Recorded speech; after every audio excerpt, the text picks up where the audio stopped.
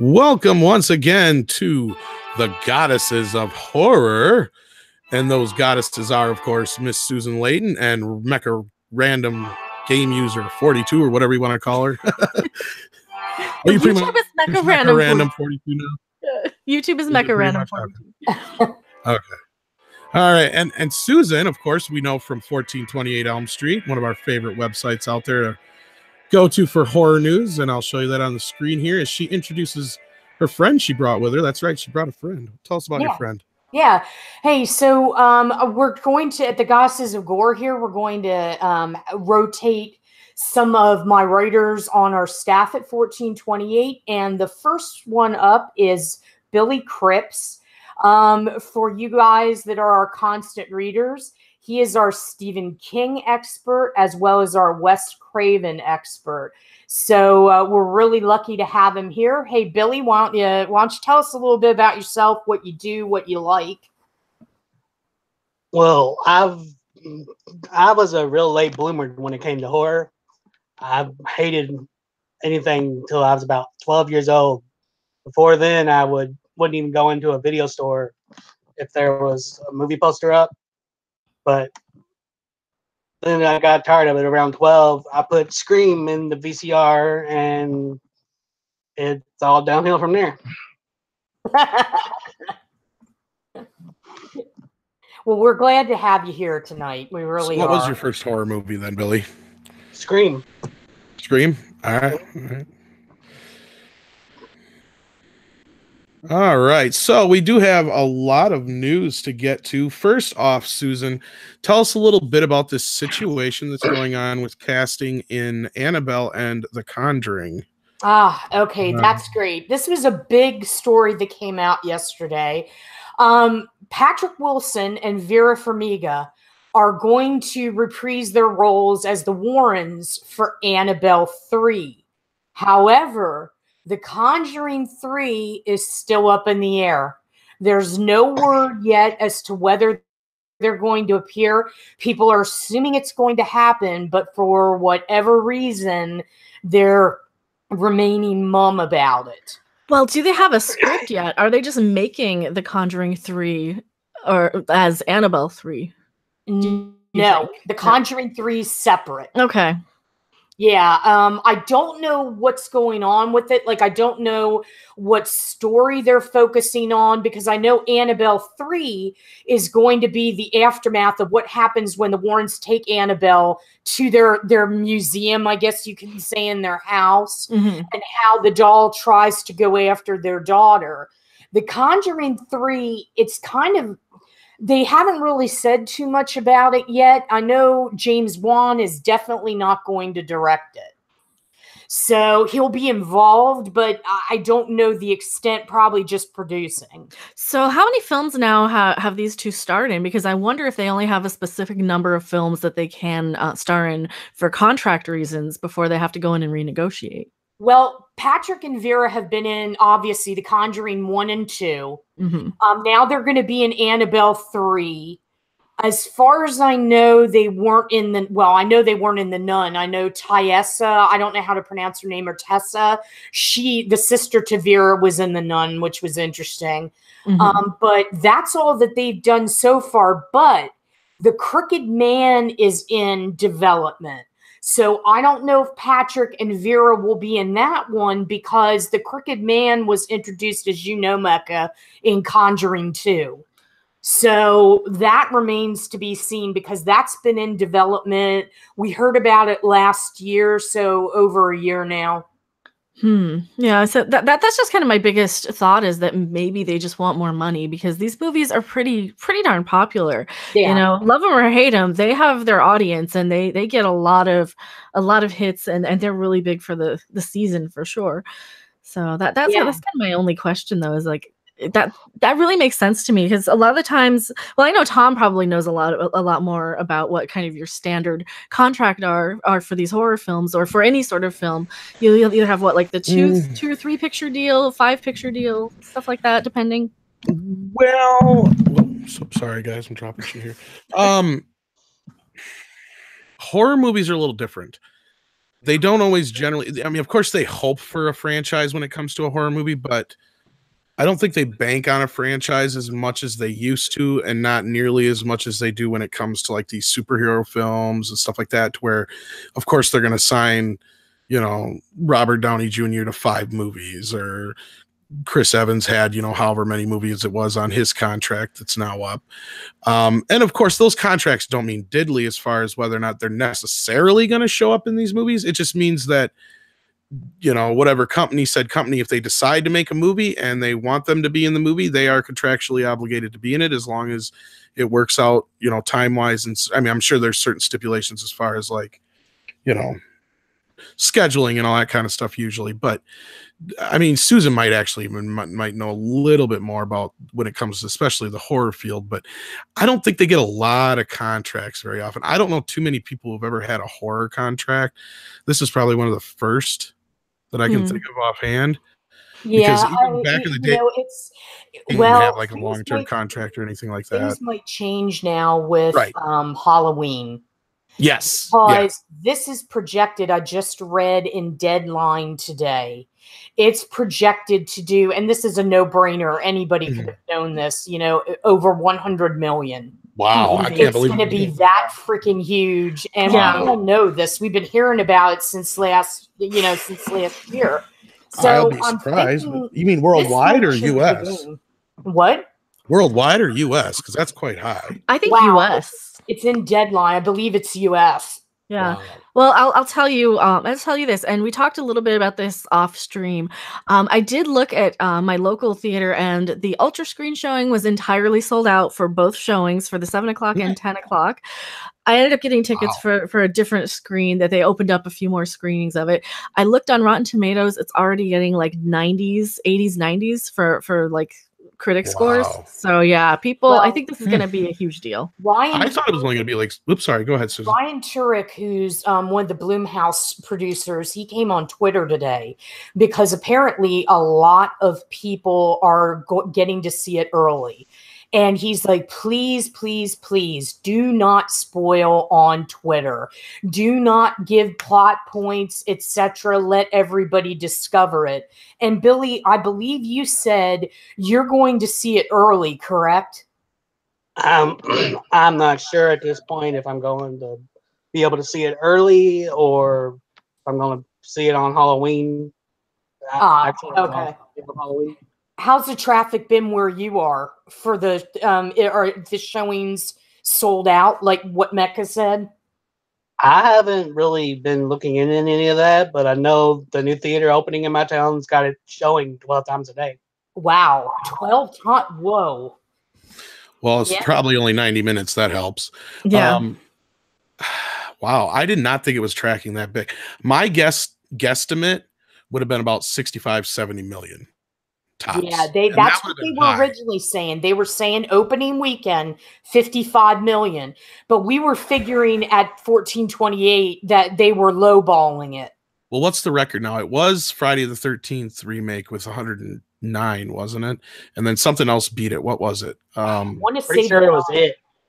It beat it? Did it was like 100 yeah. Was it 112 or something like that for it? Something. I know it wasn't by much. Okay, so yeah, so I mean, it's not. I guess with inflation and prices and stuff like that, I guess that's doable. I can see that. I know we're gotten way off.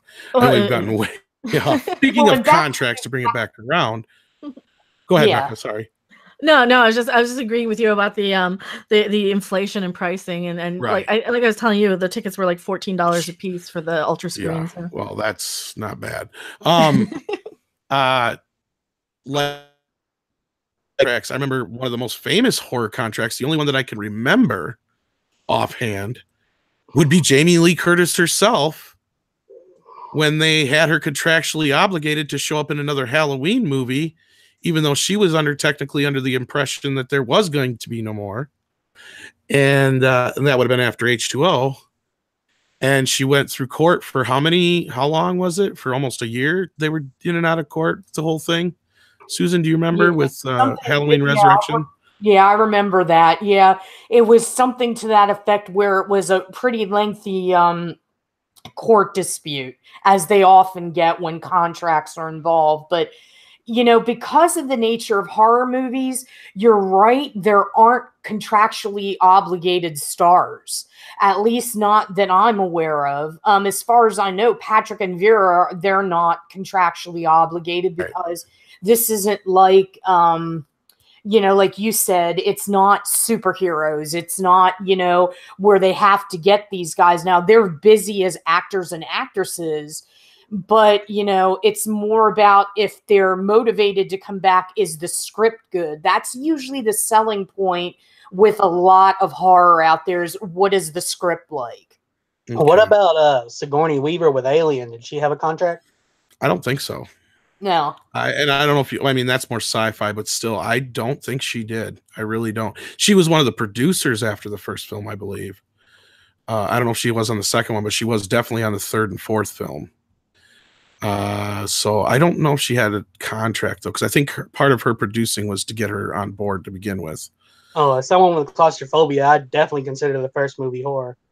Right. Well, I get what you're saying. It's basically a horror movie with sci-fi wrapping around it. Mm-hmm. If you change out the alien for Michael Myers, it's Halloween. Yeah. The only contract I can ever think of is that Jamie Lee Curtis one. I mean, these guys obviously do have a contract probably after the first Conjuring was a hit. And you'll see that, like Susan said, probably going down the road, especially if Legendary gets their little thing going with Texas Chainsaw, and they happen to get to use Jason and Freddy and put together a little thing. Whatever actors they sign on for that situation, I guarantee you'll probably get some kind of extended contract. But again, you're only looking at probably one or maybe two actors in a situation when it comes to horror films. Because first of all, who's going to survive? Yeah. Well, what about like Robert Englund, for example, though? Somebody like him. Never had a contract, as far as I know.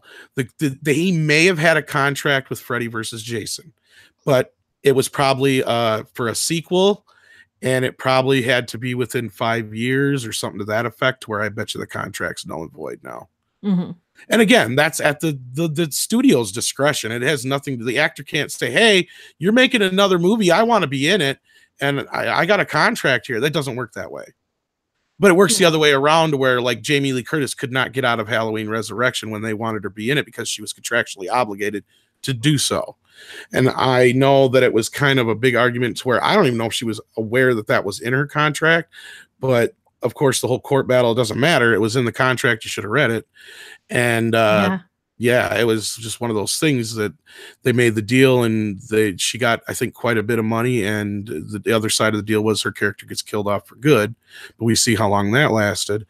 But again, this is another reboot for Halloween. And I know we were going to talk more about it later, but we already kind of got on the subject anyhow. Mm-hmm.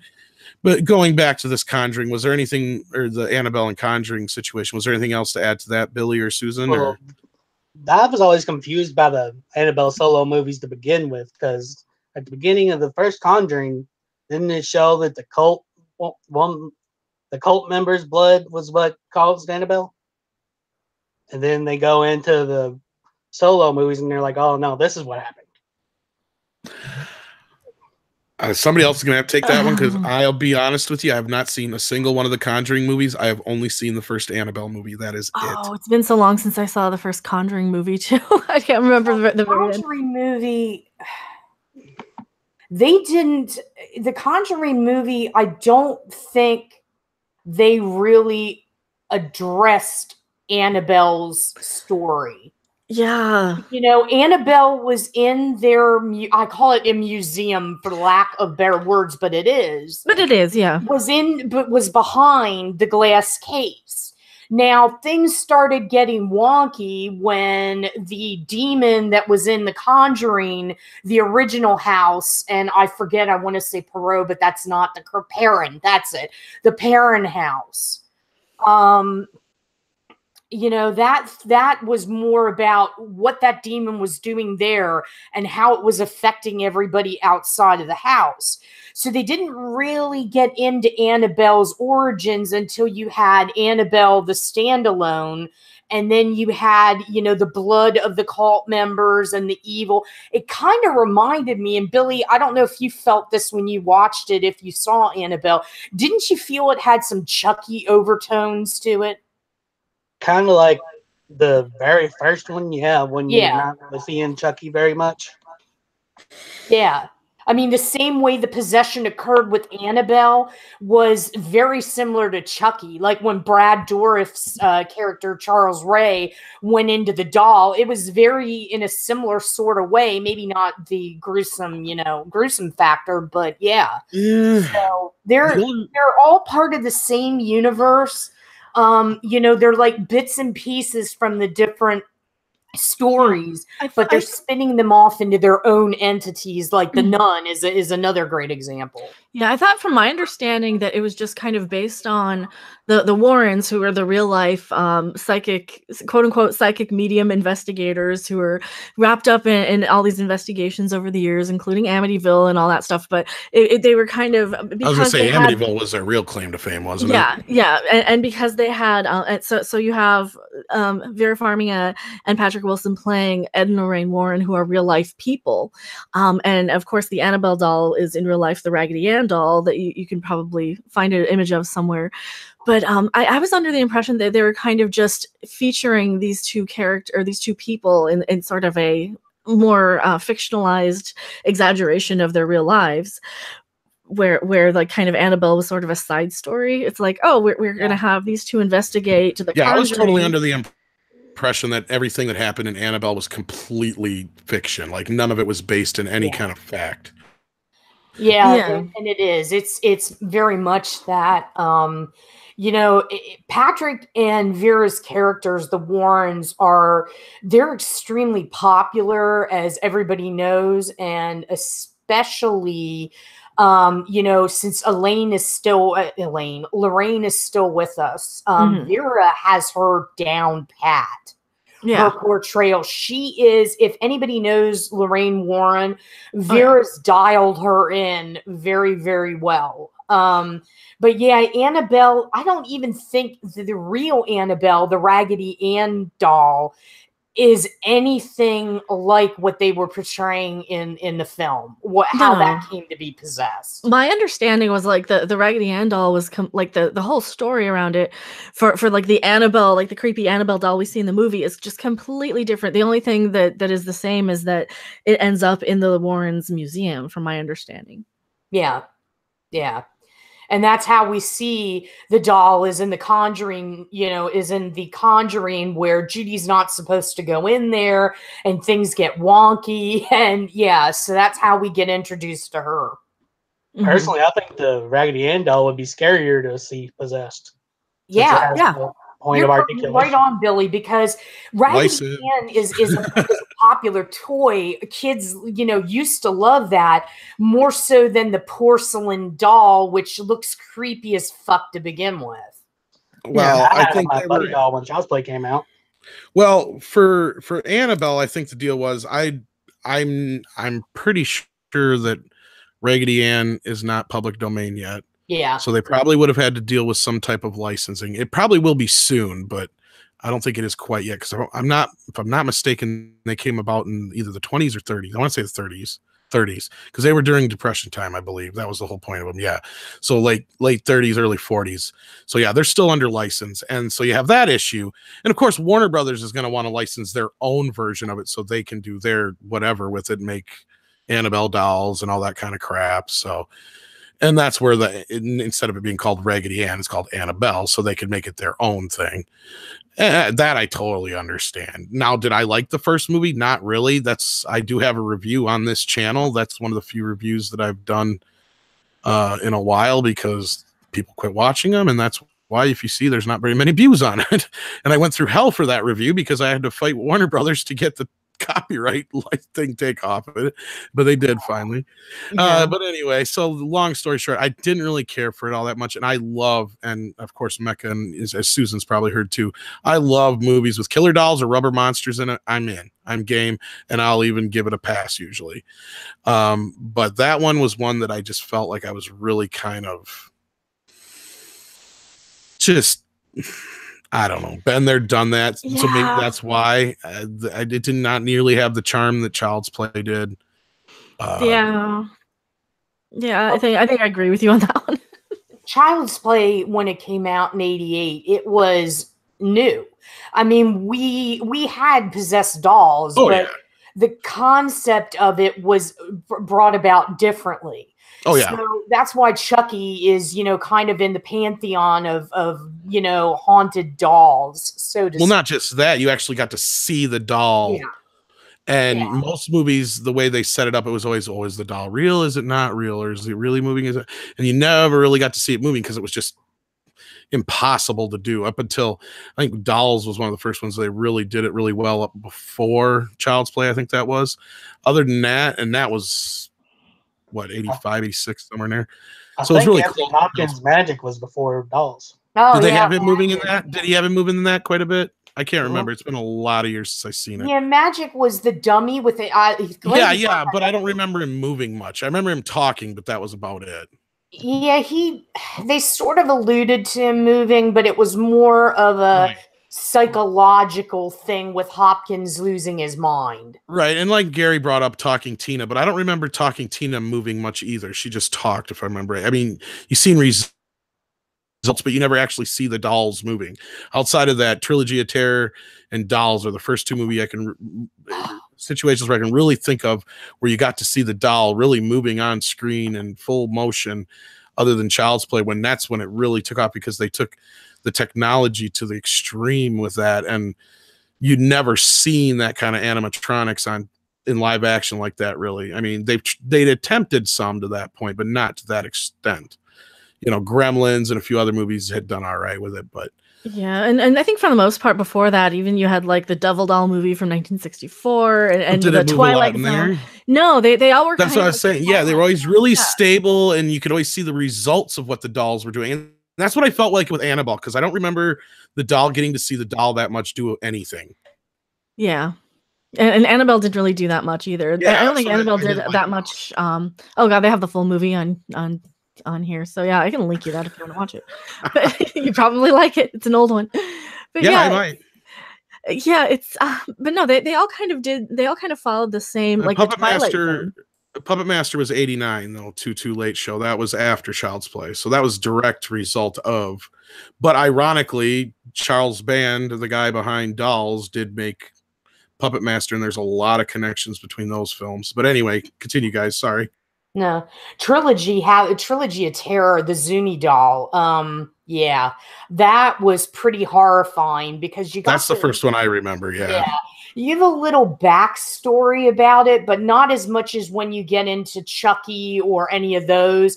It was pretty much like, don't remove the, oh, damn it. Yeah, of course you knew that was going to happen. But for any of you guys out in the chat, if you haven't seen Trilogy of Terror with the great Karen Black, one of the original Scream Queens, look it up. Try and find it. Shout just brought it out. I think it was one of them companies that just did. Yeah.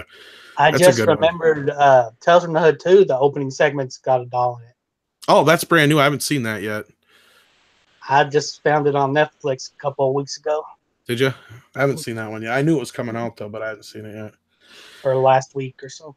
I'll have to check that one. There might have been a doll in the first Tales from the Hood, too, but like I said, after Child's Play, there was tons of them. Oh, yeah. But I mean, before that, I just felt like Child's Play was like the first time we had a full motion on-screen doll, and there was no question whether or not this doll was alive or not. It wasn't in somebody's mind, even though they played that aspect a little bit. I'm glad they backed off on that because I've read the original script years ago, and it was different. It was originally called Blood Buddies. After it was called Batteries Not Included. But, of course, they had to change the name, obviously. It was called Blood Buddies, and it had nothing to do with voodoo.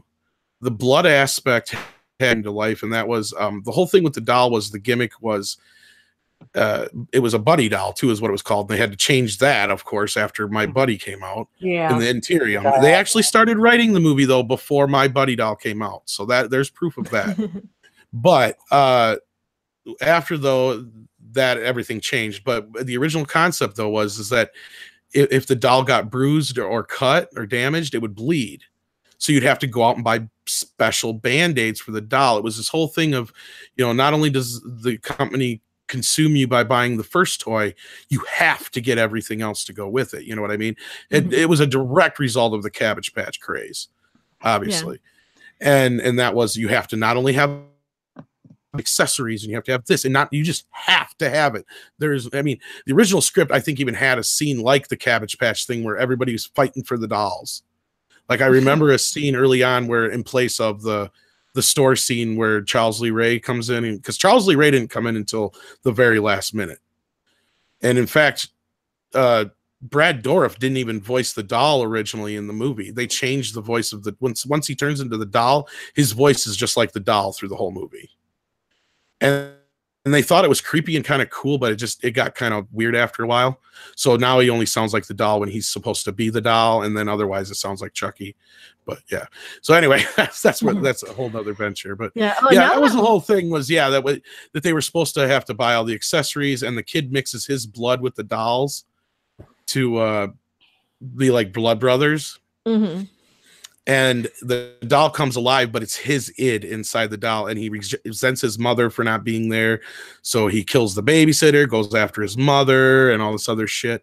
So it's really the kid's id inside the doll of the original story. It had nothing to do with this, you know, Charles Lee Ray or anything like that. But yeah, I don't know. Sorry, I went off on another tangent. No, and of course, now that I'm looking at it on Devil Doll, the 1964 movie, it's a little no budgety movie, but it actually does have scenes where he does go up and attack people. Like, the doll does actually move and go and attack people and walk around, and it looks like it's somebody in a costume. Oh, cool. I'll have to check that out. Yeah, it's one of those obscure ones. I think they did it on Mystery Science Theater. That's probably it's a real B movie. Yeah, way too long, and it's my fault. It's my fault totally. So no, it's fine. But yeah, so that's okay. That's my recommendation. I need to rewatch Devil Doll. It looks like. I think a friend of mine did a review on it for I don't think I ever heard of that one. Life, I believe, and it was pretty far out from what I remember. Yeah. Well, I dropped a link in the chat, in our chat. So. Now, you didn't necessarily have anything on this. Okay, here it is. Okay, never mind. Next up here, we did talk last week a little bit about the Pet Semetary 2 trailer. I guess since then, there's been a little bit of controversy about it.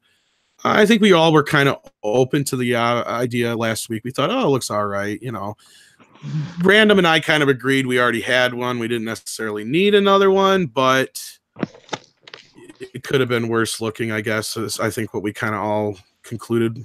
I don't know, unless you disagree with me there, Random, but no, there's a little bit of controversy. Yeah. Oh, go ahead. Well, basically what's going on with this is there was a lot of complaints about people, like we talked last week, saying they didn't really leave much to the imagination. What the hell is going on with the kids with the masks, like in The Shining, walking through the woods? So a YouTuber by the name of Matt Scuda did a side-by-side comparison with the movie Pet Semetary from 1989 and the trailer. And when you watch the 2019 trailer with the movie, there's not a lot that's different, except for, as Mecca put out, said in our pre-production meeting. He said, she said that it's a lot about dark lighting or the lack thereof, which is true, but it's pretty damn close to the movie. So, other than the drums and the kids in the mask, the setup for the cemetery is very similar. The way that, they were walking into the woods to go to the pet cemetery was very similar. And we were talking about this before we came on air about the fact that what is going, well, I don't want to say is going to go wrong with this movie, but the lead that's in the movie that plays Lewis Creed, Jason Clark, not really that well known. Not only that, I brought up I wasn't a big fan of him either. Yeah, and we have Amy Seimetz who's playing the mom, and she's getting there. She is getting well known. She's done quite a few things in the horror realm because we covered her. But the selling point that they're going with is John Lithgow.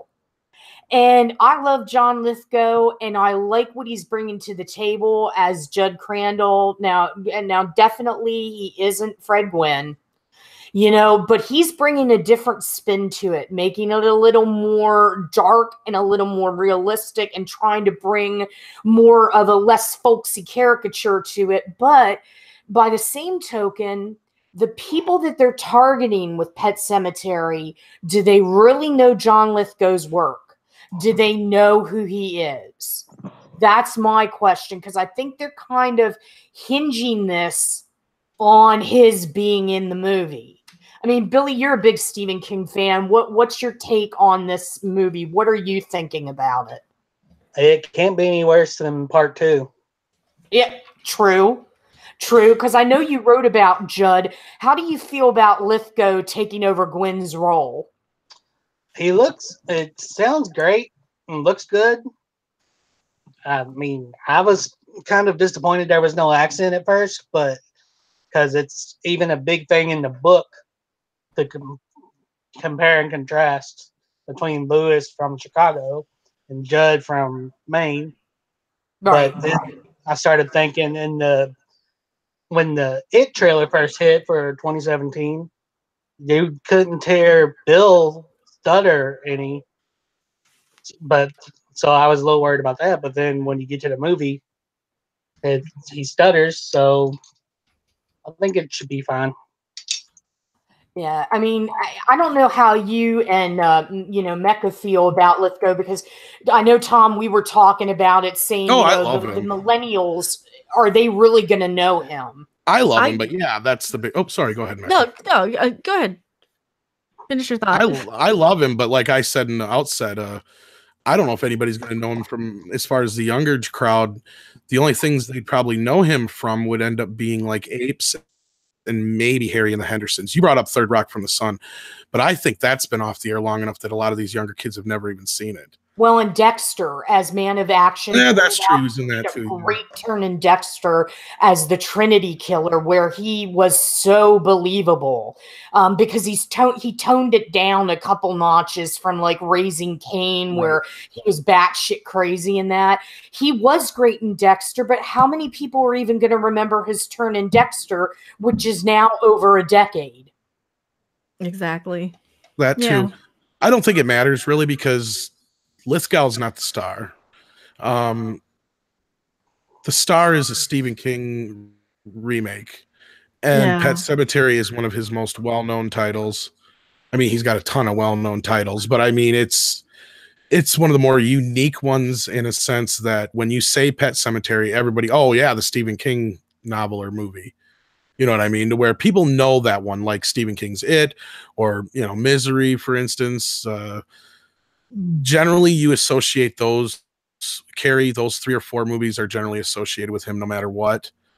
Yeah, Pet Semetary is basically a different take on the zombie genre. So, yeah. The only other one I could say would be maybe Cujo or something like that, or The Shining, one of those two. But either way, they're all generally, when you think of Stephen King, Pet Semetary is probably in almost everybody's, once you start naming them off, the first few titles they bring up, because it's one of the more popular. It's going to do well. And if, not to get into Halloween again, because we're probably going to talk about it a little later, like I said.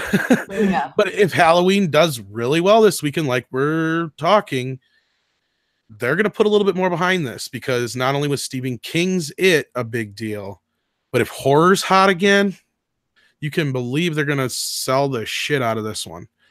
Oh yeah, they're already doing it. I mean, they have that spread in EW, they're already out there pushing it, because that's the value of good marketing, a studio that knows what they're doing. And, love or hate remakes, reboots, all that recrap, you have to kind of admire the marketing from a different standpoint, because they do sell the shit out of it. You know, and like you said, Tom, this is a well-known Stephen King book. People are going to go to it also for the memories that they have. Right. And we even looked up last week that it was a pretty big hit back in '89. So. Oh, yeah. And Mecca, how did you feel about it then? Unless you weren't. Well, as far as John Lithgow goes, I really like him. I don't see a lot of younger people like going to this movie because he's in it necessarily, though. I think they're gonna go because they want a spooky, scary sort of movie, and because they loved it last year. So that's why I think people are gonna go to Pet Semetary, and that's kind of sad. That kind of detracts from having somebody like John Lithgow, in my opinion, because I think he's going to do an amazing job. My biggest problem with this is that it is kind of a remake, and after watching it is another remake. It is absolutely a remake, not just kind of. But after watching the shot-by-shot comparison, I'm like, no, we already have one. I don't think I need another one. It's going to be a lot more of the same, and yeah, and I'm also a lot older than I was then. I can handle the animal deaths a lot less than I could when I was a little kid. So I don't know. That's kind of my biggest fear of this movie, is that like I'm going to be too bummed out and too sad from it. Yeah, that's funny you bring that up, and I did kind of think of that the other day. Stephen King's books, and well, mostly his movies in a way, work on so many different levels if the filmmakers know how to tap into it. And that is because King, for some reason, is able to write for both adults and kids in a weird fucking way. Yeah. Almost like in a grim fairy tale kind of way. Absolutely. Yeah. Go ahead, Billy. If the movie Cujo went with the book ending from the book, people would have went nuts. Yeah. Well, yeah, no, but what I mean is he's very good at capturing kids, especially kids at a coming of age, I guess. I mean, there's aspects of it where he went too far, don't get me wrong. But he's already admitted that all those books were written in a cocaine rage. So it's hard to say. He don't even remember writing Cujo. But at the same time, all of his stories, for the most part, not all of them, but for the most part, work on two different levels to where when you're younger, you can associate and kind of see an aspect of the movie in a different way as opposed to when you're an adult. Because I didn't really care for Pet Semetary, the movie, as a kid. I liked the book. I didn't care for the movie. Just rewatched it again, probably for the first time in 20 years, probably here a couple weeks ago. It's not a bad movie. It's not bad. It's a lot better than what I recall. I didn't have the hangups I did like when I was younger about, oh, well, this wasn't in it from the book, and that was different in the book. And I was really bad about that. I was real snobby about that when I was younger. But I kind of started to get older and understand adaptation a little better. So then I was able to see it again through fresh eyes. And the first Pet Semetary got it right. And I think what Mecca said before the show, and he'll probably say, we already got one, is really going to be the biggest issue. Oh my God, we got $2 super chats from the Rookie Critic. Check out his channel if you have not. Hey guys. Thanks, Rookie. Thank you so much. I just realized I wasn't subbed. Now I am. See? And we had a bit of a funny thing happen yesterday. So guys, keep checking periodically. We do tell you that on every one of the channels that you're a big fan of. If you want to keep up to date, make sure you check and make sure you're not just subscribed, but also the bell is rang. Let's write Star Wars in a cocaine rage. I think that Ryan Johnson probably did. As far as remakes go, I don't really mind that it's a remake because it's so much older. Like now we got Wrong Turn coming out. It's only 13. The original is only 13 years old. So does that really need to be remade? Right. That just, I looked at that with Wrong Turn and I thought, Jesus, this movie was just made in 2003. Now we're going, instead of giving, the rite of passage, so to speak, at least with Pet Semetary, we're giving it 30 years. Okay, that's 3 decades. But now we're starting to reach back into 10 years. What's next? 5 years? Like we have that short of attention spans that we can't this has remember been that bad for a while. Look back at how it was not even a 6-7 years between Freddy versus Jason and the Friday the 13th remake and Nightmare on Elm Street remake. Yeah.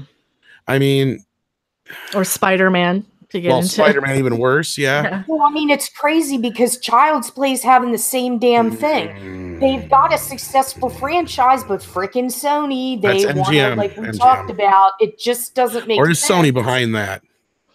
Yeah, that's a whole other Because discussion. that's the problem. MGM is so fucking screwed up right now. Yeah. I mean, and Billy is a valid point. Do we need Wrong Turn? I mean, first of all, yeah, the first movie did fairly well, but the succeeding five other sequels weren't that stellar, didn't do that well. The problem is that what we're getting now is a lot of this. We're getting these movies where people go and they look at them and say, well, we're in 2018 now. We've got better CGI. We have better this, better that. Let's just redo this movie because we can make it better, or we think we can make it better. And that's the problem we're facing. Yeah. I hate CGI blood. Me too. God. If you listen to the last show, Billy, we got on that quite a bit. Yeah, absolutely. One of the last shows it was. No, and that's a very valid point, a very good point, Susan. And I brought this point up, I don't know how many times, but it's not like it was back in the early 19 silent films to talking films or black and white to color. Right. You're looking at a very, very, very low grade change here. I mean, I brought this up before. Okay. It was from, was it 33 or 38? I always forget when Kong came out. 33 to 76 you had before they made a remake of King Kong. Yep. Okay. Now there was a couple of other movies in between there. American movies, though, there wasn't. So technically the last movie we had Kong in between the two was those two movies. That was almost good, good 40 years or whatever. So that's not such a big deal. But you have another difference between then and now. Well, even Dracula too. Yeah. Dracula of 1931 to going into color. Yeah. Well, going into color with a hammer. Those are kind of yeah. It was still a good 20 years. Yeah. But the difference is, though, we had the video age come in between there, and these movies live on so much longer now than they ever did before.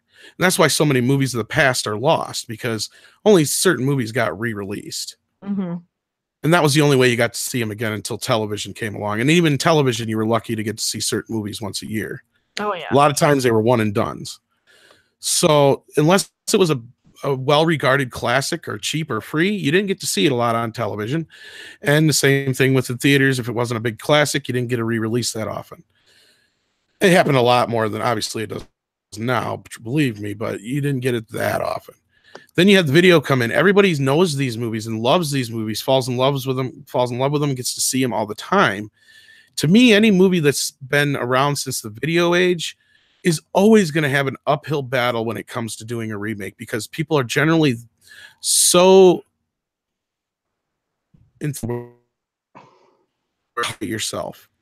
Because, yeah, if you watch King Kong 33 and 76 back to back, the original's still better. Yeah, there's some somewhat better special effects in the 76 version, but did it really need to be remade?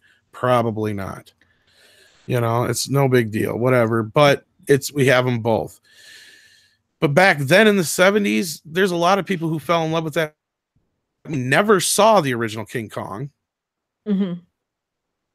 Because it wasn't re-released that often. It was a box office bomb back then. Yeah, but there's people who fell in love with that version, and to this day will stick up for that version and love that version over the 33 version because that's the version they grew up with. And that's totally understandable, and that's the way these things work. But now you have the same thing with like Ghostbusters. Who the fuck hasn't seen the original Ghostbusters? Pardon my French, but hey, it's a horror show. Who cares? You got the same thing going with it. And I even talked a little bit about this with Tommy Lee Wallace and how he thought that situation was, and he has not seen the new movie, and he probably won't. But I told him, yeah, you got a lot of things right in yours that I don't think people understand in this new one, and that's a whole nother show. But anyway, Jess Reed, thank you so much for the $5, and then I'm going to shut up after this. Thanks, Take the thing from the 80s, all practical, and then look at the 2010 plus CGI. Enough said. The 80s effects still stand the test of time. CG does not, in my opinion. I agree. We've talked about that last week, but that uncanny valley, Yes, yeah. Another $2 from the Rookie Critic. Some remakes can be good, but usually lazy grabs. Yes, they Thanks, are. Ricky. But like the Cabin Fever. Yeah, I was just going to bring that one up earlier too. Thank you, Billy. But yeah, The Thing is a good example that, yeah, it was a remake, but there was enough time between the two and there was enough difference between the two. Fly is another good example. If you're going to do something and change it enough to where it justifies it, that's cool. But it gets to that point where it's like, okay, if you'd rather just do something on your own, then just do something on your own. Or if you're going to get it too, just like the whole Star Wars thing, it feels like anymore, and certain other things where it's like, we're just grabbing stuff that, just to throw it out there and say, this, come see it. Remember Star Wars? I remember. Yeah, remember Chewbacca. All that Talk stuff. about these studios are getting desperate. Let's face it. Not that many people are going to the movies anymore.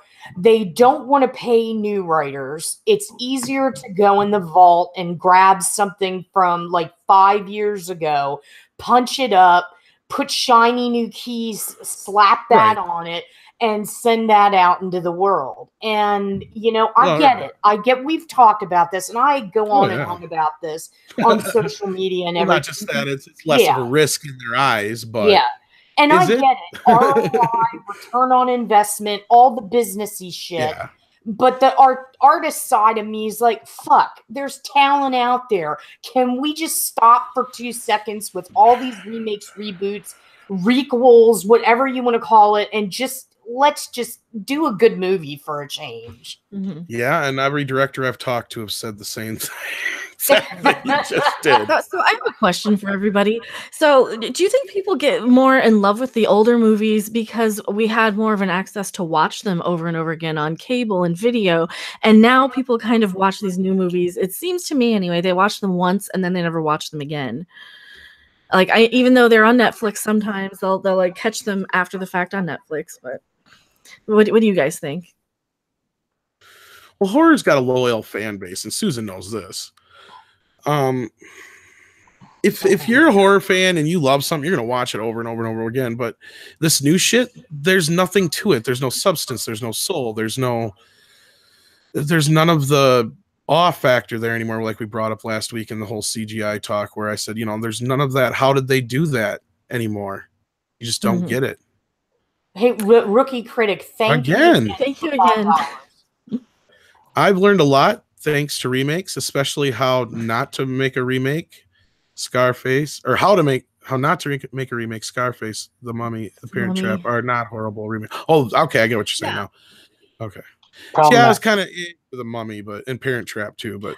Well, the Mummy, the 2000 Mummy was such a kind of different take on the Mummy. Yeah, it was more Indiana Jones. I just don't like the sequels. And I kind of separate that from like the Boris Karloff Mummy or any of the Hammer mummies, because it was more of an Indiana Jones sort of remake, in my opinion. What were you going to say, Billy, about the? Yeah, sorry what about do you think? The what? What were you going to say about what you think about why there's such a reverence for the older movies? It's the nostalgia factor. It's what you grew up on, so. Mm-hmm. Yeah. Oh yeah, there is that, but there's also to a point where I can separate that, and I'm usually not. I'm like the guy in the middle. It seems like when it comes to remakes, because I'm like, if you're gonna bring something new to the table, it's different. But okay, well then I first should say this to Billy, because he doesn't know this about me. I'm one of the few guys, I should be saying this. We're calling this a remake because that's what Susan said it was. Normally I would call this a readaptation. The only time do I call one of that were based on a book is when they take something from the other movie that wasn't in the book and do it now. Like Carrie's another perfect example. A lot of the stuff that was in that remake was from the movie, not the book. So that was a remake, not so much a readaptation. I have no qualms whatsoever about somebody going back to the original source material of a novel and bring a whole new readaptation of that to the table. There's a problem with that. It's when somebody wants to go back and remake something that I get, and a few of those choices that were brought up earlier, like Scarface and The Fly and stuff like that we brought up, are great examples where they brought something brand new to the table instead of just, rehashing the same old damn thing. So, and then when it comes to reboots and requels and all that kind of stuff, yeah, my definitions for those. Anything that's this or that besides remake, to me, is a buzzword created by Hollywood to hide the word remake. So that's how I feel about that. Sorry, Billy. There's the other side of the spectrum too, like with the Prom Night remake. It goes so far off the original, it's not even the same movie and seemed like more like a Lifetime movie. Right, in which case they just used the title mainly, and just the fact that it probably had to do with a prom, and they knew the title would sell, so that's why they did that. Probably.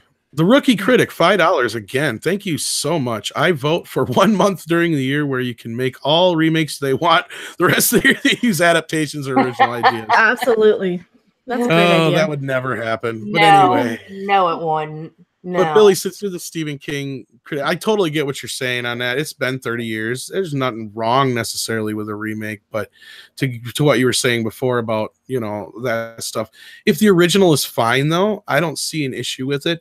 And what really bothers me is sometimes with these remakes and reboots and readaptations, whatever, is they'll turn around and just they won't even modernize them. At least they did with it. I will give it the Stephen King remake that they did modernize it as opposed to still keeping it set in the past, because that's what a lot of these horror lately is. They'll do a remake or a reboot, but they'll set it during the same damn time period the original one did. And to me, that makes it like more so like, why? Because there's even critics of Peter Jackson's King Kong, and that's one of the few movies where I can sit there and go, yeah, that makes sense to set it during the 30s instead of now. And that's a very rare occurrence. But that's just because we've gotten so far in technology that there's no way you could not have discovered an island with a huge giant ape like that by now. So yeah, anyway, that was how I feel about that, Billy. So yeah, sorry. I just wanted to answer you back to that. Yeah. Well, now I guess this would be a perfect segue to get into what you said. Why the fuck aren't we talking about this? About the requel, about the Evil Dead 2, since that's coming out.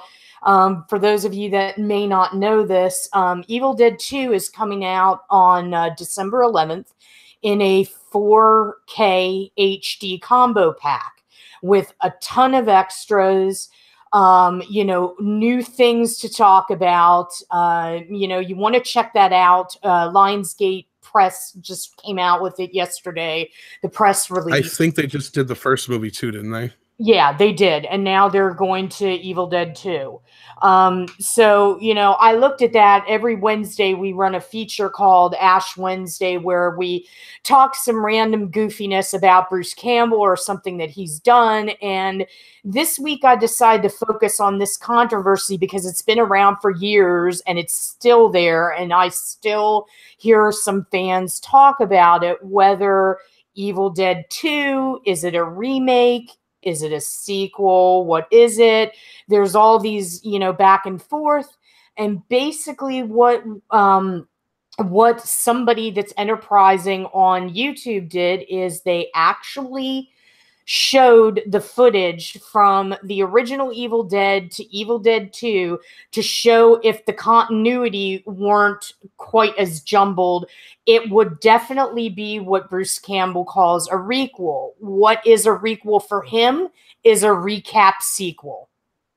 So basically, once again, because I don't know what goes on with horror movies, they seem to have a lot more problems securing licenses and franchise issues. And for the Evil Dead franchise, New Line got a hold of Evil Dead.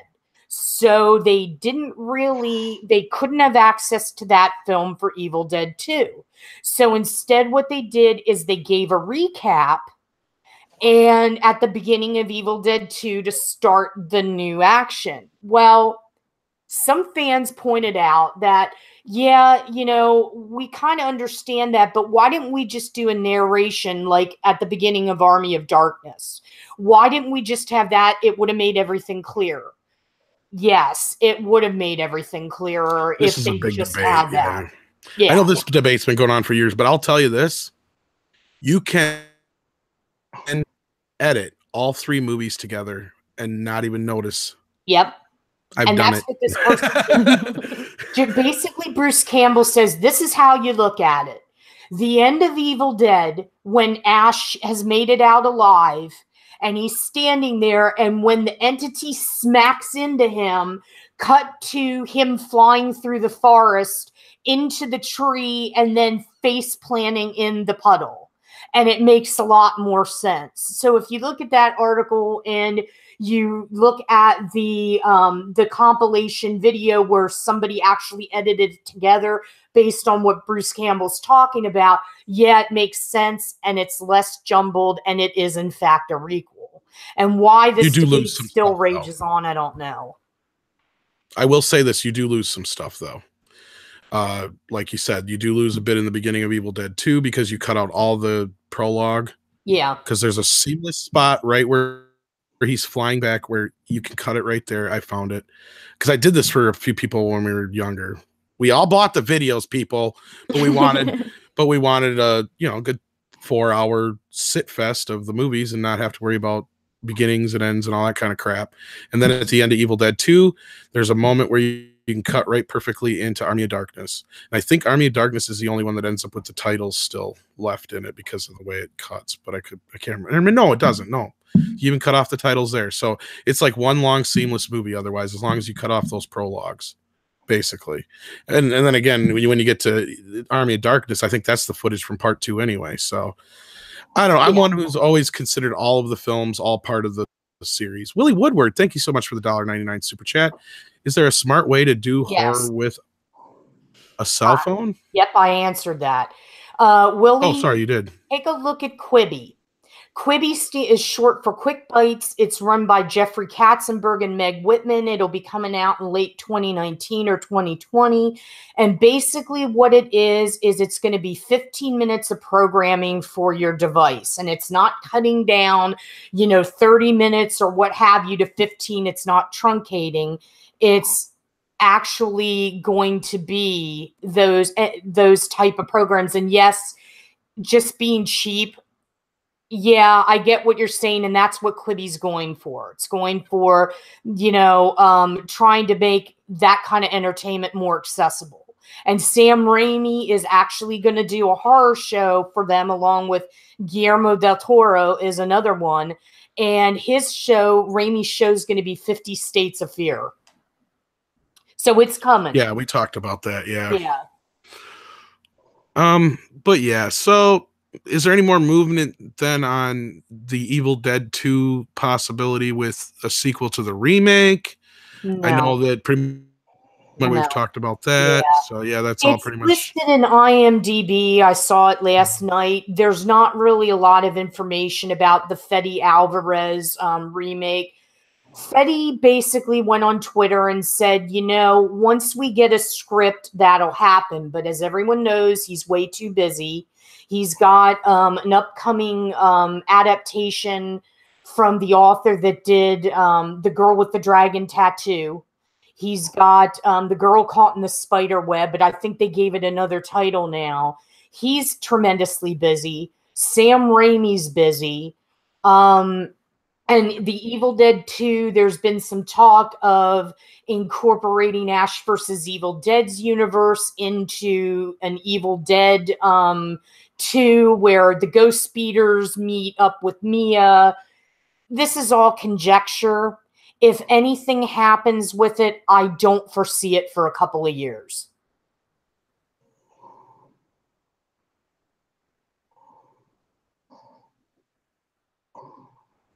Billy, did you have anything to add to that, since you're kind of in the industry yourself there?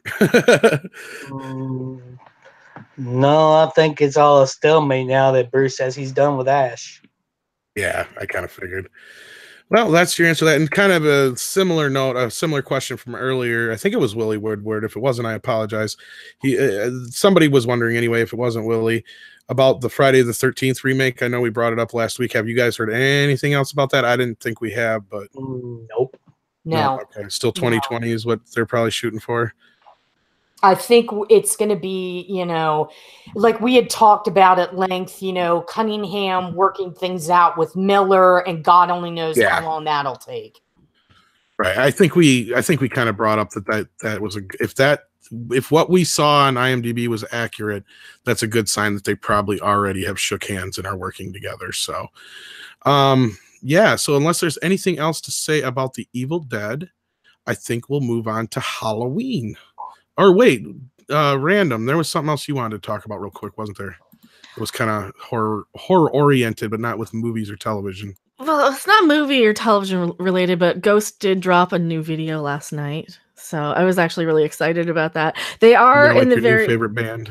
they're kind of like, I like them despite the fact that they're popular, and I think everybody knows that I'm kind of the resident hipster on the panel on everything I'm on. So no, I'm really enjoying them. They definitely have the kind of creepy horror vibe. They have a little bit of the 80s, a little bit of 60s in there sometimes too. They sometimes a little sprinkle in organ and stuff. And they did release a new video for Dance Macabre, and I'm saying it probably incorrect because my mouth doesn't say words, but yeah, it's very awesome, and I highly recommend if you guys do get a chance to check it out. It's basically, you know, it starts off with people wandering around somewhere in Transylvania, and they stumble into a house with a really spooky party, and there's like a giant sort of 80s aerobic dance party that sort of leads into a giant bloodbath at the very end of the video. And I absolutely am in love with this band, and I'm in love with their videos. So yeah, check it out if you get a chance. If anybody's curious, it's Dance Macabre. Yeah, I only know that because it's the title of a nonfiction Stephen King book. Well, Macabre is always like something that I always for Dance of the Dead. Yeah. We cover Ghost extensively. One of our writers, Dee Dee Crowley, does. She's a huge Ghost fan. Yeah. So if you guys in the chat love Ghost, read her stuff. She's going to write about the new video that dropped. You know, and yeah, Mecca is right. Even though it is music, it does have horror in it. I mean, Cardinal Copia, or now Papa Nilhill, you know, very horrific looking. But it's a comedy edge to it too. Exactly. There's a definite comedy edge to it. Oh, absolutely. Yeah. There's it's kind of a lot of everything I love. It's very much ghoul rock. It's very much the almost, I would almost say tongue-in-cheek sort of humor of the kind of absurdity of horror, which I love, and I'm so drawn to and so in love with this band. And like I said, I love them despite the fact that they're popular. They're one of those bands that probably would never have hit my radar because they get like a million hits on YouTube, but I'm definitely digging them. And of course, assuming everything goes right, I'll be seeing them soon. So they are on tour currently. Yeah. Cool. Yeah. I haven't got into them yet. I want to check them out because I know you're really into them. So yeah. You said they kind of got an 80s vibe. Yeah, a little bit of like metal, a little bit of some of their stuff is heavier than others, but some of it's a little pop metal almost. It's fun. They're very fun. Well, we're going to talk about Halloween, but we'll probably get into that within the questions. And there's some great questions coming up here. So why don't we just cut to the questions real quick? Because like I said, I'm sure we'll get into Halloween sooner or later with the questions anyway. Willie Woodward gives us another $1.99 super chat, and you didn't have to do that to clarify your question. You could have just tagged us and said it in the thing. I'd have got it. I'm trying to pay attention to the chat here as much as possible. He meant in a world where cell phones don't exist, how can you make a horror film? That's a very good example. And I think that's one of the reasons, or a very good question. And I think that's a good example of what I was trying to say earlier about why one of the reasons why they keep making these reboots and remakes take place in a world where cell phones don't exist.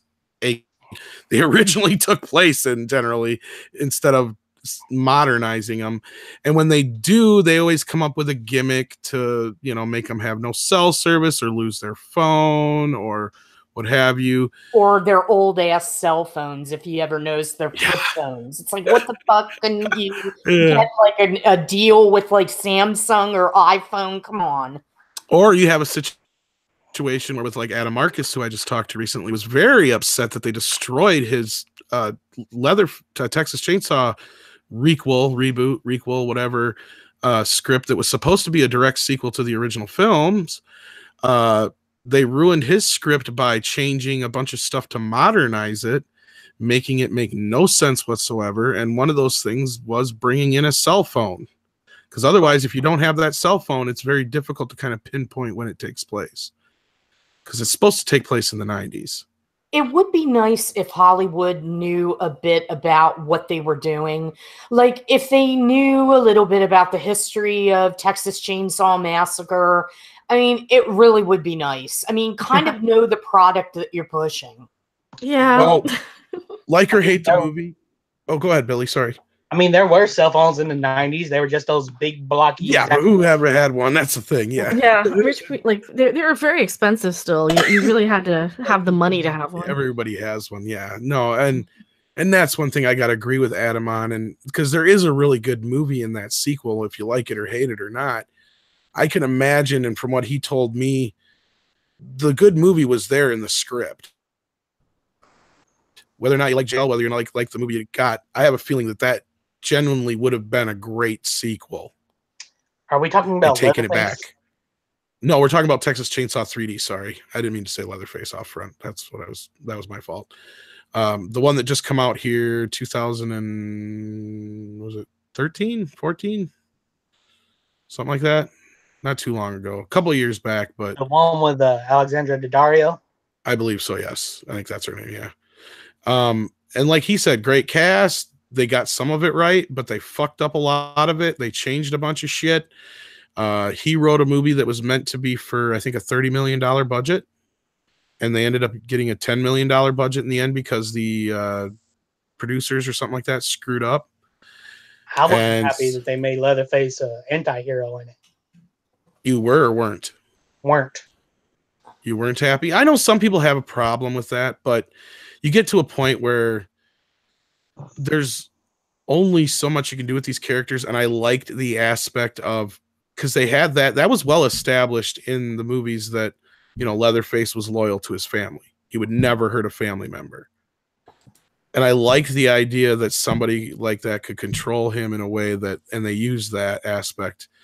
So I get where you're coming from to a point, but at this point, it's like, he's the anti-hero in a way because why not? Might as well. He's Leatherface. He's the star of the show. You know, kind of like how Freddy almost became like, he's not an anti-hero per se, but you know, he's very comical. He's the star. That's the thing. They're the stars. But they did kind of turn Jason into an anti-hero in Freddy versus Jason, and it makes sense. I think Wes Craven referred to him as a nightmare version of Shecky Williams. Yeah. Yes, that is very true. I think I know the reference you're talking about there. Yeah. And Shecky Williams was not happy about that. No. Oh well. I think he got over it, or will eventually. But no, I can see where you can get these situations with cell phones, and that's what really got us off on this tangent. And you just got to come up with clever ways, I guess. And yeah, sometimes you got to rely on the old, we're in a bad cell phone service zone, or, you know, you're trapped somewhere and stuff like that. But that's genuinely inherent to most horror films anyway. So that's the best part.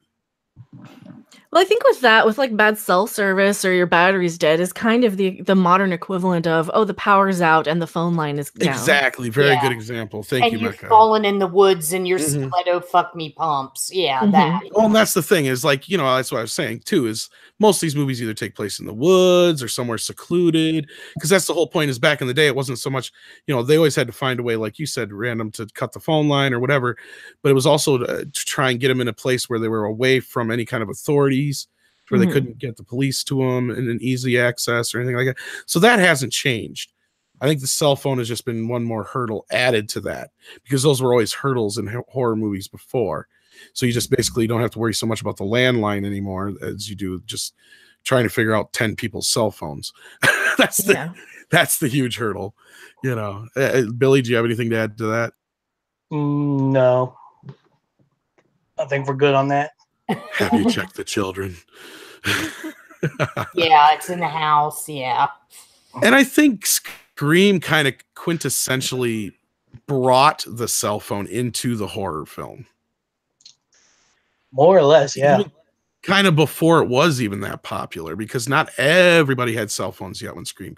That was still pretty early on. That's when they were becoming more mobile phones in a way, to where, yeah, if rich kids had them, if not adults, some had. But I know it helped caller ID sales. Yeah. Yes, it added a little bit that. And then we had another question up here, and I know Billy might be able to help me with this one a little bit. I don't know how far his Wes Craven goes off the beaten path tonight, but I'm sure Susan might know about it. We've talked about this. But was Freddy versus Jason versus Ash ever anything more than speculation? Yes, it was very much more than speculation. It was. There are comics. Yeah, like I said in the chat, it was basically a phone call did occur between Raimi, Campbell, and Tappert with the folks at New Line. Robert Englund was on board with it. He wanted Freddy to die. There was a script? Yeah, well, no, it was just like a premise. He wanted Freddy to die. I thought the script was turned into the comic later. That's why I thought there was a script. Yeah, no, he wanted to die.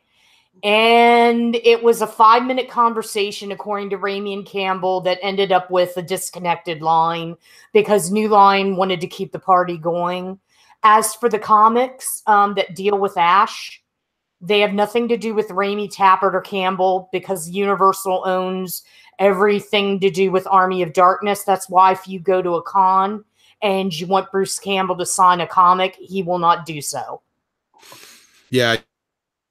And that sucks, unfortunately, but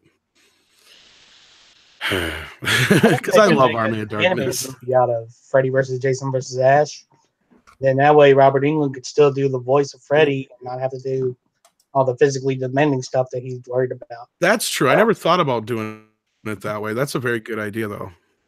But no, we've brought up a couple times here to where, especially between this Goldberg's appearance and I'm telling you right now, if Halloween does $100 million this weekend, every single horror movie across the board requel. Let's hope and pray it's requels, other than we know Child's Play is just getting a straight remake already. But let's just hope that Warner Brothers, aka New Line, because New Line really doesn't exist. I know I say that all the time, but I have to remind people of this. That they will turn around and give Robert Englund a buttload of money and say, please, you are going to be the center of this universe. We got Jason, we've got Leatherface. Let's do this. I don't know if we're going to get Ash out of the deal, but if they get Robert Englund back and we get a Monsterverse at Warner Brothers, I'll be a happy kitten because I don't care who plays Jason at this point. I know Kane Hodder, I love him, whatever, but I don't want to sit here and say, okay, nobody else can play Jason because he's kind of getting up in age. If he really does want to, go for it. Yeah. But you don't have to have him. You don't have to have, obviously Gunnar Thompson, or that's his name, right? Played the original Leatherface. He's gone. Hansen, sorry, not Thompson. Thank you. He's gone, so you can't obviously have him play Leatherface, and Leatherface has been played by so many different people already. So that doesn't matter. But Robert Englund would be the anchor of this whole thing. Well, and he will be, because I know for a fact that that Campbell, he won't even be involved in that. And I hate to keep bringing that up, but I feel like I kind of sort of have to, because people still don't get it through their heads. Ash is done. It's done. And we're not going back. It's over. We may get something else, but let him rest in peace. Let Bruce go on with his life. Yeah. He deserves it. That's for sure.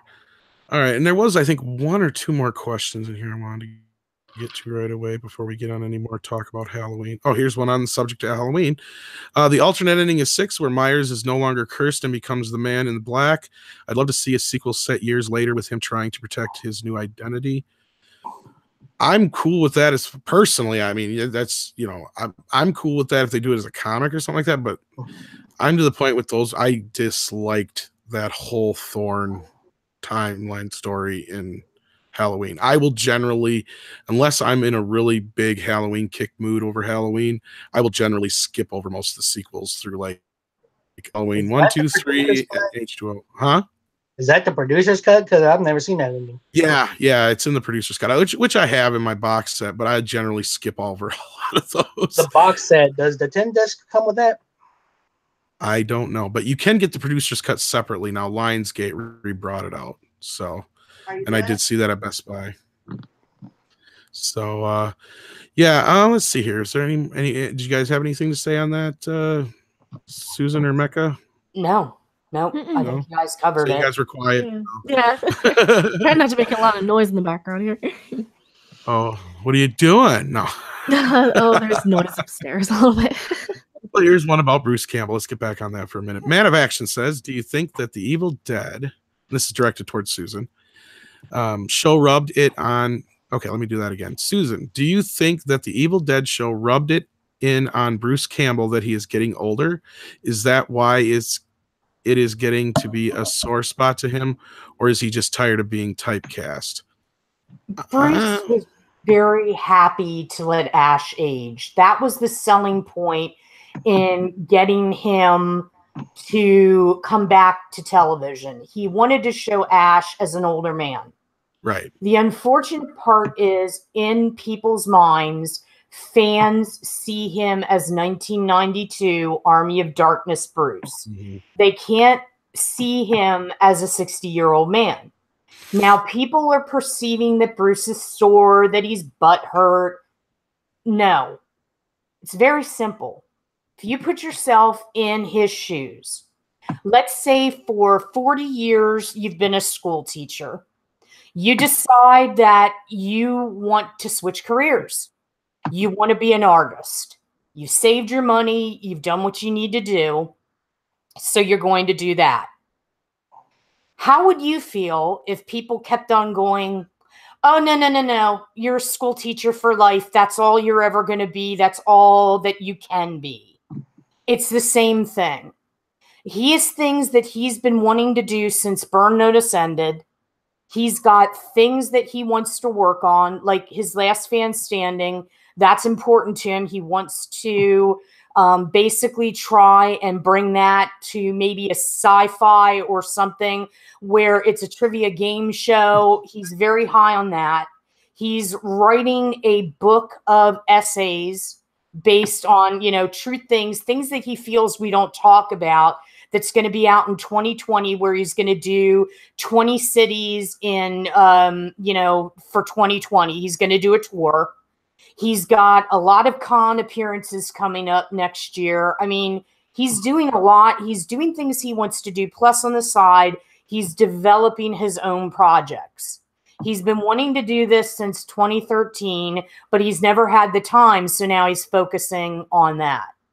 And that's what he wants to do. And it's just unfortunate that fans keep on saying, oh, you'll come back, Bruce. Oh, you're going to do this. And that's why he's sort of adamant about it. Because I even came out and said to him, do you ever get frustrated with your fans? He's like, no, they can pretty much say what they want to say. I let them rib me about things. And he's just content to do what he wants to do right now. And I think after 40 years and we have 30 shows, which is way more than what a movie would have given us in terms of footage and everything, I think pretty much he's given it all. And he said he's put everything on the table. Spiritually, mentally, and physically, he can't do Ash anymore. And he's willing to accept it. That's the state. Well, I would actually really be curious about his game show idea, the trivia game show. Yeah. Oh, yeah. Have you I'm guys interested in anything he does. Have you guys ever seen it? I mean, there is YouTube footage of it out there when they were trying to get a Kickstarter. This was like 3 years ago, right around the time at the beginning of Ash versus Evil Dead. But it's fun. He's on the road with it now. He just was in New York doing it at the Paramount. And it's a lot of fun where everybody gets to participate. And how they get the last four contestants is you have a series of questions that you have to answer. And those that are accurate and are quick enough are the ones that get to be the 4 contestants. And then they all go head to head to compete to be the last man standing. And it's questions like, like how much does Thor's hammer weigh? Questions on horror, questions on fantasy. So it's a lot of fun. Sounds nice. That sounds really fun. Like I can't blame him for not wanting to do Ash for the rest of his life though, because you get so typecast into one thing. And well, I don't even know if it's so much he got typecast, because I think somebody else brought up, he's acted in 5 or 6 shows at one time, so that's not even the deal. Or it's tired of the same role. I should probably besides say. what Susan said, or what she kind of summed up in a lot of that, I think in the end, besides everything else, was that he did this one more time for the fans, and the situation was kind of shitty at the end. And so I could kind of see it to a point where he's like, you know what? I've had enough. We went out somewhat on top in a way, even though it didn't end up the way everybody wanted it to. Let's just leave it at that kind of thing. I think that's kind of where he's getting to it. I mean, I can speak a lot about that, which is no place for it right now, but I created the Bring Back Boomstick movement, and we tried to save Ash. But the problem was, if you want the real honest to God truth, was factions of fans. Too many of them disagreed. Too many of them wouldn't get on board. And if we would have all come together, and I hate to make it sound like kumbaya, if we would have all come together, maybe it would have been a different outcome. But hindsight is 2020. I think we did, but unfortunately it wasn't enough. And it's not like Evil Dead Star Wars or Star Trek or something that has like this huge fan base. And very rarely do any of these campaigns end in a result where something is saved. Not often do you get like an Arrested Development or The Expanse, to where it actually happens like that. It just doesn't. And so I knew it was kind of a no-win scenario. And there was the Stars situation where it was just, and I think you even discussed it. I don't remember if it was on the show or we discussed it in private about how, like, why Amazon or anybody else like that didn't get a chance to maybe take it on. But yeah, I think the whole situation was just kind of, one of those things where, and the rights and everything like that are a mess still, I'm sure, in certain aspects. So that's what the whole Universal thing, like you were saying too. And yeah. I don't know. I get upset because I can see Bruce playing this part until the end of time. And I know you feel that way, and you're not alone. But unfortunately, I also understand. I hate to be that person that always says, well, but I loved Ash too. I loved that show. That was my first. That was my first Evil Dead where I got to see in a theater, but that's another thing for another time. But all I'm going to say is that we need to move on. He can't play it forever. Oh yeah. Well, right. And you bring up a good point. And I think I wonder if maybe instead we got an Evil Dead 4 instead of a series, it may be a different story. I mean, you're looking at a situation where we had how many hours now then of Ash to go through because of it being a show instead of a movie. Or 2-3 movies, So I mean, there's a lot of the character there. I haven't seen hours, give or take. Yeah, so I haven't seen the 3rd season yet. I loved the first 2 seasons for the most part, so I can't really say yet if I will like the 3rd season. I've heard it had some changes, obviously, with the showrunner and stuff like that. But yeah, I mean, at the end of the day, we've got plenty of Ash to fall back on. It's not like we're not going to have enough to fulfill ourselves for the rest of our lives, I'm sure. I understand. And I think there's even been some talks about, isn't he still participating in some video game or something like that too? So yeah. Yes. So it's not like he's dead. No, he's not. I mean, he's going to voice the interactive game that's coming out that I talked to Ray Santiago about a little bit. Right now they're at the stage, or they were like a week or 2 ago, where they're giving approval of what their characters look like. And Ray said, definitely Pablo's on point with the mustache and the hair. As for, is there a story yet? He's like, there isn't anything, pre-production, so to speak. So that's definitely, they're already, going through what they need to get it made. So keep looking for that. All right. I see somebody brought up the how I keep calling it House on Haunted Hill, but the Haunted, what the hell was the show? The Haunting of Hill House. The Haunting of Hill House. Much here, but they covered it quite a bit over on Nerdrotics, so we let them do that. Are you in that show too, Susan, or no? Yeah, I've been watching it. I'm not as caught up as some people because I really haven't had the chance to like sit down and watch all the episodes of it. But yeah, I mean, Billy, you said you sort of liked it? Yeah, it's different. It's like the same characters from the movie, but different. And a different plot twist. Well, check out Nerdrotic for more on that. I think they're doing something later. If not, I can't. Yeah, I know Gary has. It'll probably be either before or after. It's probably going to be after the Tribunal because we're probably going to hop directly off of this over to the Tribunal. Yeah, it's going to be pretty close here. So yeah, let's take a few more questions as long as you guys have a little time here yet, if that's all right. Let's see here. Was there anything else we had to cover? I can't remember. I think I buzzed through everything pretty quick. Susan? No. I think we managed to stay on topic. I think I got everything in there. We got everything. Out. What's that, Billy? There's some stupid trick-or-treating laws going out. Oh yeah, we were going to bring that up. Yeah. Shit. Go ahead while I look for another question here. Give us a lowdown on that. There's in Virginia that you can be arrested if you're over 13 and trick-or-treating. You can be in jail for 6 months. Is that really an issue? Do people over 13 really? I mean, candy's like cheap. Well, here's the thing. I don't know how it is in bigger cities, but where I come from, it's mostly rural area. The older kids will go out when it gets near the end of trick-or-treating, and most won't even wear a costume, but they will go out and hit almost every house they can just to get some candy, just to fuck around, just to have some fun. We used to do it too, but we actually dressed up. And that's one thing that the parents always said is, you know what? We don't like it when these kids come up here with a pillowcase and expect one. You guys are a little old for this, but at least you're dressed. That is just ridiculous, though. I mean, come on. I'd still do it too. I would still do it today if I could. Well, not only that, what if you're leading a troop of kids?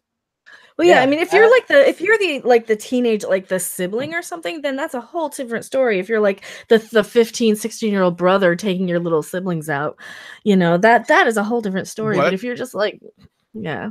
I mean, I'm sure the law is an awful lot of. Go ahead, Billy. It seems like an awful lot of trouble for a fun-sized Snickers. Exactly. Like I can go to the store and buy them. Like I can buy a whole bag for like $2. All right, full disclosure, we're 16, 17 years old, little stoned. It's Halloween. We got about 10 minutes before they're done trick-or-treating. Let's throw some costumes together real quick, go get some free candy. Well, yeah, I see it. We had fun. That's a lot of organization being stoned. Hey, we did it in 10 minutes and flat. We're not hurting anybody. I say go ahead and do what you want. Yeah, I'm not against it. I just don't. I wouldn't do it. The other year we were like Freddy, Jason, and something else. Whatever we had around the house to grab, But we were the geek kids, so we could make a costume pretty fucking quick. You know what I'm saying? It was not very different. I don't see the point in it unless they have a big issue with teenagers out harassing kids. Yeah. That's the only time I could see it being an issue.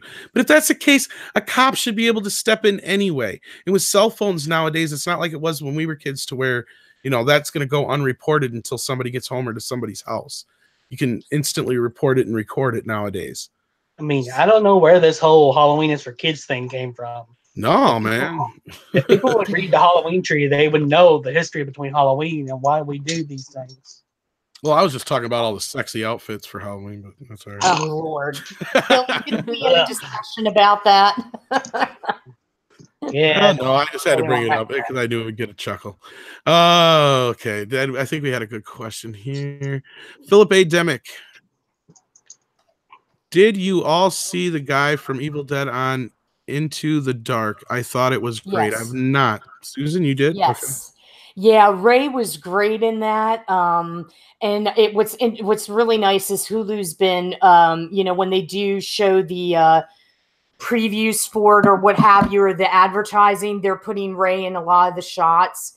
If you guys have Hulu and if you're into horror and you want to see a good Halloween themed kind of anthology series, you want to check out Into the Dark. Every month, they're going to focus on a different holiday. Obviously, it's Halloween. Next month will be Thanksgiving. Then you have Christmas. Then you'll have Valentine's Day. And in this particular one, if any of you are old film buffs and you like Hitchcock, Hitchcock had a movie called The Trouble with Harry about a corpse and a lot of the farcical situations that came out of it. I encourage you to watch The Body because it's very much in that vein, except it's a more modern take, darkly humorous and very well done. Blumhouse, they know horror, and it's very evident with this show. So check it out if you can. You know, as far as holiday horror goes, we don't really have much when it comes to Thanksgiving or Easter. Yeah, and now Sid Haig. There's Thanksgiving. Yeah, I was gonna say they're like a turkey like yeah, I think it's called Thanksgiving, but yeah. Somebody brought up the fact that Hanukkah doesn't have anything, and now they will because there's a movie that's getting ready to come out. Now, granted, it's taken it 10 years to get to this point, but Sid Haig is starring as the Hanukkah killer, in Hanukkah.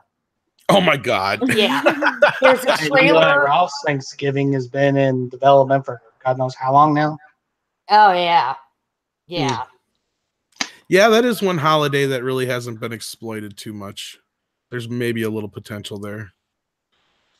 I think Halloween will cause a lot of that. It did to begin with, and it will again. If this movie let's talk about that for just a second, since we got like 5-10 more minutes here, if that's all right. How the hell? I don't see how is it going to make $100 million? Is it that I don't see it being that popular though? No one thought it would make that much. I know, but I'm not as surprised by it as if this does make $100 million, I will be a lot more surprised than I was by it. It did surprise me, but not that much. Well, look, consider it this way. What else is coming out this week? That's a very good point too. Yeah, and Venom was out for 2 weeks already. So was Lady Gaga. Yeah. Or whatever movie that was. Star is Born, the Lady Gaga movie. Yeah, there hasn't really been anything this month, this week. And what's coming out next week even? I think if the reviews do well, people are going to see this next week as well. Is there another horror movie going up against it the week before Halloween? I'd have to look here. Go ahead and talk amongst yourselves. I'll look. Well, if there is, it's probably not going to be of any significance. I mean, it's not going to be as hyped or as if we haven't heard about it by now. Yeah, the only one I can think of is after Halloween is Overlords. Right. Let's see. Hunter Killers next week. Night of the Living Dead 50th anniversary. Yeah, that's which no one. I don't think that many people are going to see it. Yeah, Nightmare Before Christmas reissue. So yeah, we're getting a lot of re-releases at my theater. Oh wow! I just speaking of Nightmare Before Christmas, can I just say I really want Freeform to get a little more variety.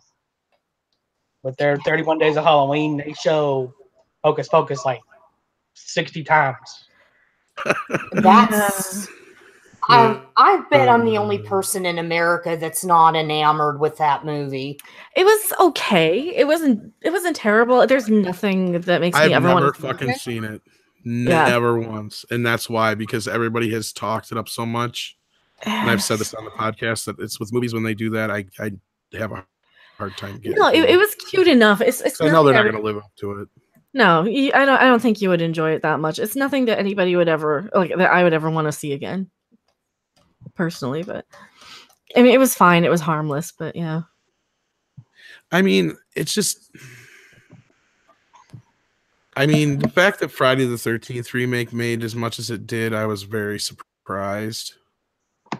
And when the Nightmare on Elm Street remake did as well as it did the first weekend, well, it didn't do that well, but it did well enough. I was like, okay, I guess this is a thing now. But they would just totally tank the second weekend. And yeah, even though they would make their money back, it was still kind of they don't have the legs they used to kind of thing. Yeah. But for a movie like Halloween, because Halloween has always been popular, yes, but none of the sequels have done that well. other than H2O, I think, and maybe Rob Zombie's Halloween. And I'd have to look and see how much they did. Because I want to say that H2O only did like 60 or 70 million altogether. And with inflation, that'd be what, 100 now, roughly? Probably. So that just, I don't know. That blows me away. I guess I have to look and see what Rob Zombies did, but I don't think it did that well. I mean, maybe it didn't. It's still controversial today. I mean, unfortunately, with Rob's films, either you love him or you hate him. There's no middle ground. Looking at the aspect of it, it has nothing to do with Rob Zombies. Well, that added to the, actually, if anything, that added to the curiosity factor of it. I mean, I'm just trying to think of how popular Halloween as a whole is. I'm going to probably cut out here because I'm looking it up the box office mojo quick here. No, I mean, I think what it's got going for it is the nostalgia factor, like Billy brought up. People want to see Jamie Lee. They want to revisit Laurie Strode 4 decades later. They want to get into that story. You know, Michael is still popular, still one of the, most popular serial killers in films. I think you're getting a lot of that curiosity, nostalgia factor. Well, and you get a lot of the younger audience in with this because of Dead by Daylight, because you have Laurie Strode, I believe, playable in Dead by Daylight, and you have Michael Myers and what's the town, Haddonfield? God, it's been so long. It's been so long since I've seen the first Halloween. Even I can't remember. But yeah, so you have like the town setting, I believe, as a map in Dead by Daylight, and I know that game is still pretty huge, especially in October. Yeah. So I think you're going to get a lot of the younger point. But I'm looking at the numbers here. Mm-hmm. Not adding up. The whole entire series together, all of them have only made to this date $308 million. That's what I'm saying. Halloween has always been even though Michael was the first, and the first movie did very well for how much it cost and all that kind of stuff. Halloween has never been that big of a franchise, and here's. Example, well, even for off on H2O, H2O only did 55 million. Yeah, I think I saw that in the theater too. But even for me personally, like Halloween was never my favorite of the franchises of like the big modern slashers. It was always Freddy, then Jason, then Leatherface, then Michael Myers. And then even for adjusted for inflation now, just to be fair, the total would be 683 million. Okay, and it puts the very first movie at the very tip top with 183 million. Well, I think didn't that one kind of come out of nowhere as like a surprise? Yeah, and that's been re-released I don't know how many times, and that gets passed into it too as well. My local theater is doing a double feature. Because when it first came out, it wasn't that big of a hit. No. Actually, and most people don't remember this, it opened after Halloween in most places. Yeah. Because it was such a small release. It wasn't until the following year that it became a bigger hit. But either way, it has accumulated in adjusted gross 183 million, and H2O would be second with 107 in adjusted gross, which I was about right then. Let's compare it to Venom. Venom didn't have anything go up against it for 2 weeks, and how much did Venom's that make? also a big superhero. Well, yeah, it's also a big superhero movie, PG-13 and related to Spider-Man, who is arguably the biggest superhero. Exactly. So, but for something people want to be scared during Halloween. They want to go take their date to the spooky movie, whether they've heard of it or not. They're going to go to Halloween. You're going to have a lot of people. I imagine there's going to be a lot of people going in, and I'll probably be proved wrong in a few days. But my thought is that a lot of new people will come in who've never seen a Halloween movie in their lives. Maybe. And they just want to go in for their first date. They want to go in because it's October. I think the only other spooky movie that's playing is the Goosebumps sequel. Well, and so I don't remember who it was, but somebody said something about it. Go ahead. There's Hellfest, but I wouldn't wish that on anybody.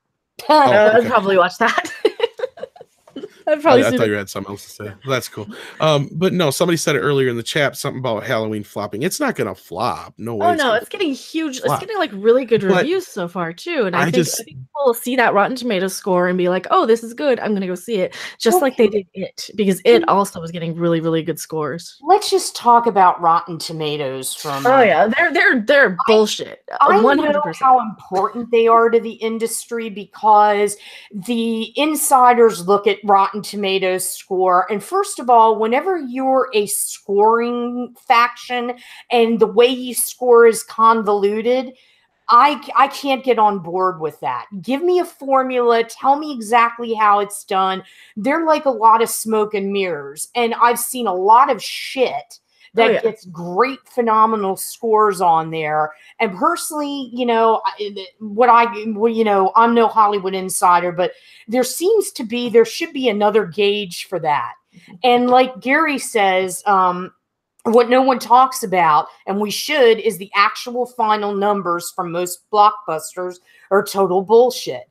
And they probably are. I mean, they do have some facts, but, you know, everybody likes to pump their numbers up for the final year because, interestingly enough, we're getting into the fourth quarter for more companies.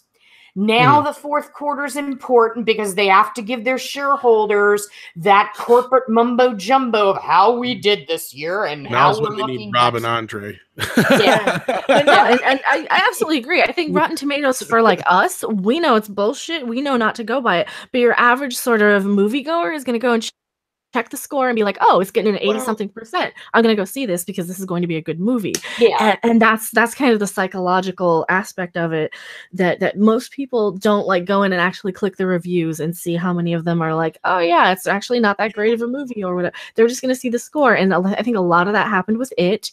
And I think that this is going to be, it might not be as successful as It, but I think it's going to be up there with kind of a thing that a lot of people are going to go see. I'm not questioning anything you guys are saying. You are all right.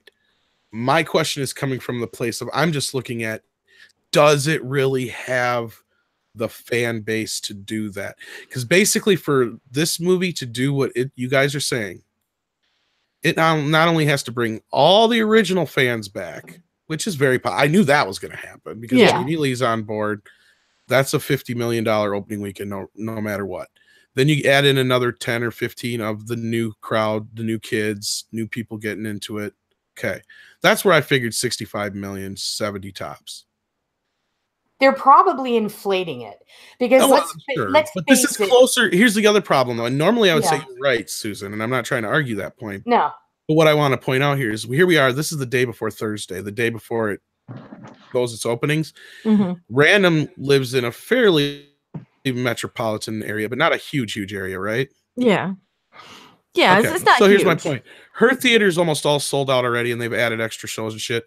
Billy's telling us they've got how many shows in one day? About 12, I think. Okay. They generally gauge all that by pre-sales and everything like that, and this is the latest number they're giving us. This is the most accurate number. Yeah. Now, we've seen in the past these can be and have a big gap to where I was saying it could come out and only do 70 million. And if it does, that's probably good enough for them. I think what they're doing is they're doing stretch goals. But again, like I said, generally they're not that far off. Very rarely are they off on these. Yeah. The ones that have been, because look at what they did with Venom last week. And that was, or not last week, but the week before. On the button. It was on the button last week too, but it was on the button for that movie. And nobody's like, no way that's going to make it. It made $80 million, but they were tracking it at that. They are normally on the button with this shit. The only times that they've been really, really, really off have been Wonder Woman that I can think of in the recent past. Well, and maybe one or two sleeper hits, maybe. Horror is now our folklore. We pass horror down from generation to generation. So that being said, the people that are the generation before me, the baby boomers, their kids, which would be me, we're going to go see it and then bring our kids, and our kids' kids are going to go see it. And that's how this is going to work, I think. They would be pulling off what every studio has been trying to do. And if they did the movie right, which I'm kind of on the fence about until I see it. I want to wait to see it before I judge it. Right. Because I am a big fan. And I love the second film. I know it has its flaws, but to me, that's part of the canon. And then I could jump right into H2O as a perfect trilogy, and I can ignore the rest. And then watch Halloween 3 on its own and see that as its own thing. Because as I bring up in my interview with Tommy Lee Wallace, I don't know if it's going to make it into the interview or not, that was my first Halloween movie. I didn't see the other ones first. Halloween 3 was the first one I saw. It was on cable. I had no idea what the fuck it was. I didn't even know it was called Halloween 3 until after the fact. till years later. I just knew it was a movie I saw when I was a kid on Halloween, and it was cool. I didn't catch like maybe the first 10 minutes of it or whatever. That's why I didn't know what it was called. But so to me, that's it. When I'm watching Halloween movies, I can live without the rest. This may retcon a bunch of those, so I have weird feelings about that. Billy, what do you feel about that? Let's start with you. Well, I don't really care one way or another because everything changes so much. It's kind of hard to keep up with. Right. From going to the original to the remake, and then oh no, we're going back to the original storyline. And that's a good point. They're doing this for convenience too, in a way. I get that. Mm-hmm. Any more, Billy? No, that's about it. All right, Mecca. No, I think I've said enough about Halloween. Right. No, yeah. Well, we'll probably do a live review after the fact, right? At least you and I will. You and I, it's looking like right now. We'll see if anybody else can join us, but I'm hoping to see it tomorrow night. I haven't exactly got my plans set yet, so we'll fingers crossed as soon as we get back. And well, I do have tickets for my 7:30 showing, so if you end up seeing it at 7, yeah. Hoping to see it around the same time, and we're hoping to go live about 10 o'clock ish Central Time. Susan, any more final thoughts on Halloween before we go? No, I've been dealing with Halloween since last year. I'm kind of Halloweened out now. Yeah. And I too have pretty much said everything I could say about it. So I think we're going to wrap it up there. I think that's a good spot too. But I think it's a good assessment to say that the next episode will probably be very Halloween heavy and whatever else we got coming up. Hopefully we have some interesting news from Susan and 1428. Check out that website. They are the reason we're doing the show. They help us out. That's Susan is the editor over there. I don't think I said that in the outset, which I usually do. I think I forgot it this time, but go ahead and plug your wares, Susan and Mecca and Billy and everybody else. Go ahead, Susan, first. You know, like Tom said, 1428 Elm is where I write and where Billy writes and everybody else on staff.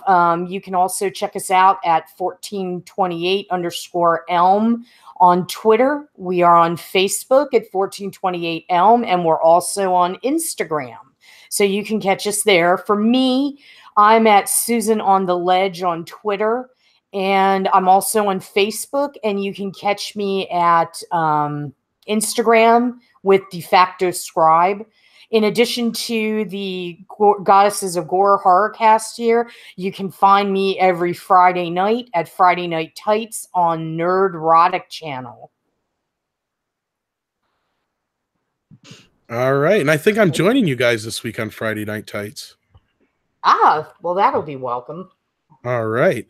Mecca Random, where can we find you besides your YouTube channel, which is in the links below? And I'm sure our lovely wrench wench Mary Ashmead will say it. Or type it or whatever.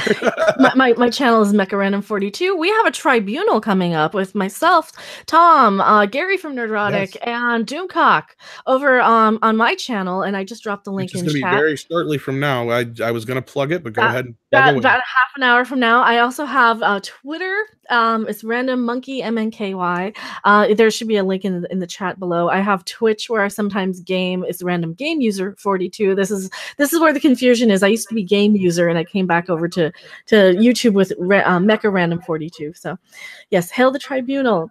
Thank you guys. And yeah, I think that's all we're plugging, right? That's all I had to plug. I forgot. I have Patreon. Oh yeah, I have Patreon. Everybody's got a Patreon. I'm sure. Everybody has a Patreon. Except for, do you guys have a Patreon for 1428 or anything like that, Susan? You never brought that up, I don't think. No, I don't have anything like Patreon, nothing like that. Patreon. You can find Patreon, no. Find me on Twitter at Billy C 1428M. And I'm also on Facebook, Billy Cripps. All right. And do you have a YouTube channel or anything like that, or anything else you do on the side besides that? Nope, that's the only thing I do.